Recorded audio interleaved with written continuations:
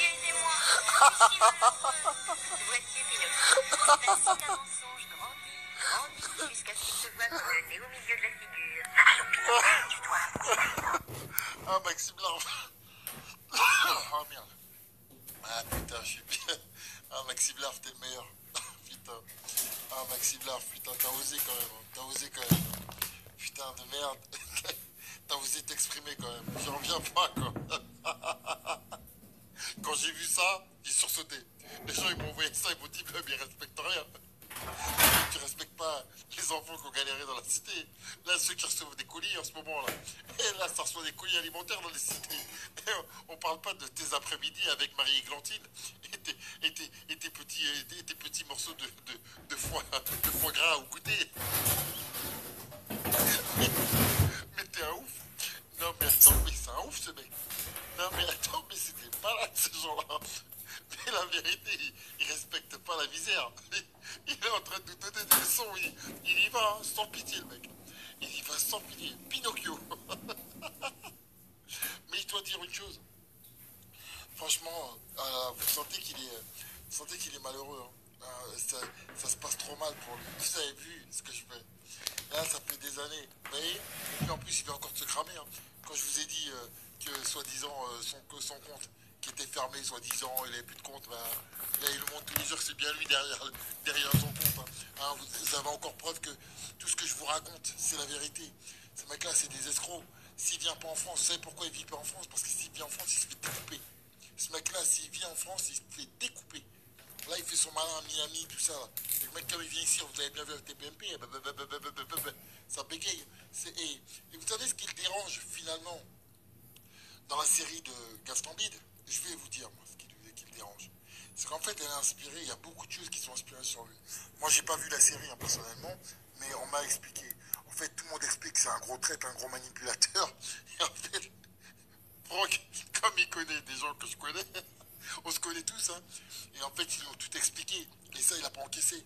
Il n'a pas encaissé, il n'a pas encaissé. Parce que c'est un manipulateur, c'est un escroc. Et voilà, tout le monde le sait maintenant. En plus, ce qu'il supporte pas, c'est qu'à l'heure d'aujourd'hui, tous ceux qu'il a critiqués, Damso, Gims et Med et Jul, est devenu le plus grand vendeur de disques. Et tout ça, c'est arrivé comment? À cause de Carteron. Parce que Carteron, petit à petit, l'oiseau fait son nid. Lui, il pensait que c'était un petit clash, comme il avait l'habitude de faire. Non, moi je suis Carteron. Et quand je tiens quelqu'un, je le lâche pas. Tu peux leur demander à tous ça, je lâche jamais l'affaire. Et c'est pas terminé pour lui. Là, regardez, toute sa vie, c'est un mensonge. Vous savez, je vais vous dire, hein, son manager, c'est Anne Cibron. Anne Cibron, c'est un avocat, une fille à papa, son père, c'est un grand PDG. Ces mecs-là qui sont en train de vous parler de la cité, le mec, je sais même pas d'où il la connaît, cette Anne Cibron. C'est ses copains, c'est ses amis d'enfance, ça. C'est une alcoolique. Elle est sur Paname. Vous pouvez la trouver, cette meuf-là. Anne Cibron. Vous regarderez. Sinon, c'est une avocate. Vous savez, quand vous avez de l'argent, pas besoin d'être con. Si vous n'êtes pas trop con, forcément, vous allez faire des études. Et elle, c'est une fille de PDG. Donc elle s'amuse à faire le hip-hop elle tient des trucs, etc. Ça l'amuse. Mais leur vie, elle est faite à ces gens-là. Et ces gens-là viennent vous parler du rap. Retapez Anne Cibron, vous allez comprendre. Ouais, oui, la cité de Meudon la forêt, vous avez tout compris. Et les mecs, il a la rage parce que il a cru que Franck il allait faire un film à sa gloire. Genre l'histoire qu'il a racontée, que sa mère elle faisait des ménages.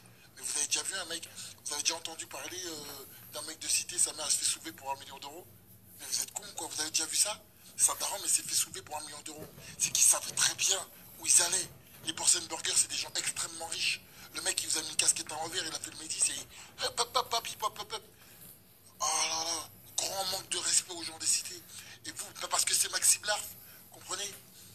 Et voilà, donc ces mecs-là, non, je suis en l'entraînement, c'est pour ça, je m'entraîne beaucoup. Bah oui, je fais attention à mon hygiène de vie, je veux pas être un gros avec des gros nichons, comprenez? Donc, ce que je vous dis, c'est vous allez voir, hein, petit à petit, l'oiseau fait son nid, tout ça se sait, tout se sait, et voilà. Bon ben, Franck, vraiment, vraiment, vraiment, vraiment, tu vois, comme quoi, faut jamais sucer les poules des gens. Tu l'as validé, tu l'as survalidé, tu l'as liké, tu l'as double like, tu l'as sur like. Et il marquait n'importe quoi. Il aurait pu traiter toute ta race. Tu likais. À chaque fois qu'il disait une connerie, tu likais. Et à la fin, il t'a craché dans la gueule. J'avoue, j'ai rigolé. J'ai rien contre toi. Mais j'ai rigolé parce que, franchement, je t'aime bien, mais franchement, t'es trop. Je sais pas ce qui t'arrive en ce moment, c'est showbiz. Arrête de pomper le dard. T'as cru que voilà, tu voulais t'inspirer sur la cité, mais c'est. Tu voulais t'inspirer de la cité, mais attends, ouais, parle avec Mac Taylor, t'as vu, on se connaît bien. C'est quelqu'un qui connaît la cité, ouais. Mais attends, Maxi Blarf, à part faire son petit manipulateur à 400 ans, là, tu as raison. T'as bien pris des notes, et tu as tout à fait raison, c'est exactement ça. Il fait ses petites manipulations, il se cache à Miami, après il fait le show. Bah ouais, bah tu l'as vu avec tes PMP, hein, il n'y avait plus personne. Voilà la vérité. Et ça dérange. Parce que après, après, ils servent des trois petits bambous là qui arrivent pour un disque, ils sont capables de vendre leur mère pour un peu de gloire. Une meuf de banane, ils sont contents. Puis le jour qu'ils se réveillent, que leur meuf, elle leur dit je suis enceinte, faut que tu ramènes à bouffer à la maison. Bah, y a plus. Ils disent, hé, donne-moi de l'argent, j'ai besoin d'argent. Et là, l'équipe dit, hey, on travaille plus ensemble. Quelle bande de crétins. Vous comprenez, c'est que des crétins ces gens-là.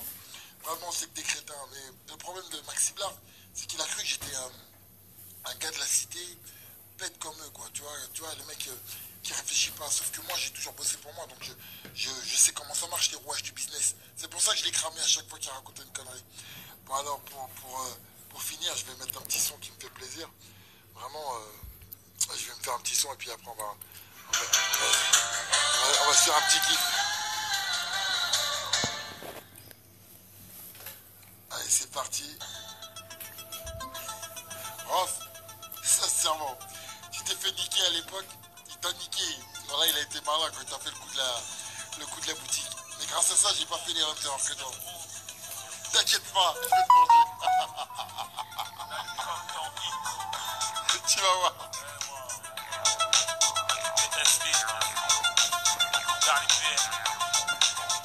Démarrage au top. N'aie pas peur. Injection avec principe espoir, ambition. Sur un bon son, cherche pas le hit. On veut comprendre sans se faire prendre. On allume comme dans Hit. Je sens mon cerveau, un truc de dingue, mon chat, 9-4, 400 chevaux. Je passe les rapports, notre vie à l'oral. Selon l'humeur du jour, l'état du moral. Allez, bonne soirée à tous. Bonne soirée à tous. Et I et O. Et c'est.